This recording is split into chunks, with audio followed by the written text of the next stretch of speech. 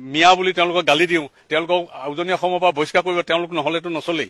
আজি ধৰি লওক আপুনি মই কিছুদিন আগে ভৱেশ্বৰত গৈছিলো, ভৱেশ্বৰ আৰু আলুপতিচাই নগৰবেৰা পাৰ হৈ পেলাই তাত কোনো এটুকুৰা মাটি খালী পৰি থকা নাই, সব মাটি। আৰু আজি উজনি অসমত চক আমাৰ অন্যান্য জিলাত যে মাটি উৎসাহিত কৰাটো ভাল। তেওঁলোকৰ সহযোগত, মই কওঁ তেওঁলোকৰ সহযোগতেই আমি অসমৰ কৃষি অৰ্থনীতিৰ বুনিয়াদ গঢ়ি তুলিব লাগিব।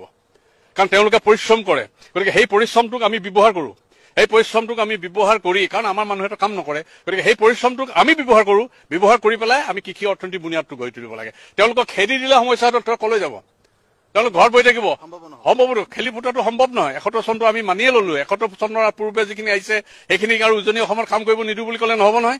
গতিকে কথা হ'ল কি, তেওঁলোকক লৈয়েই আমি অসমৰ অৰ্থনীতিৰ বুনিয়াদ, তেওঁলোকৰ শ্ৰমটো আমি ব্যৱহাৰ কৰো, আৰু সেই শ্ৰমটো ব্যৱহাৰ কৰিবলৈ অধিক শস্য ফলন কৰো, তেতিয়াহে আমাৰ অসমৰ অৰ্থনীতিৰ বুনিয়াদ। মিয়া বুলি তেওঁলোকক গালি দিওঁ, তেওঁলোকক উজনি অসমৰ পৰা বহিষ্কাৰ কৰিব, তেওঁলোক নহলেতো নচলেই। আজি ধৰি লওক আপুনি মই কিছুদিন আগে ভৱেশ্বৰত গৈছিলো, ভৱেশ্বৰ আৰু আলুপতিচাই নগৰবেৰা পাৰ হৈ পেলাই তাত কোনো এটুকুৰা মাটি খালী পৰি থকা নাই।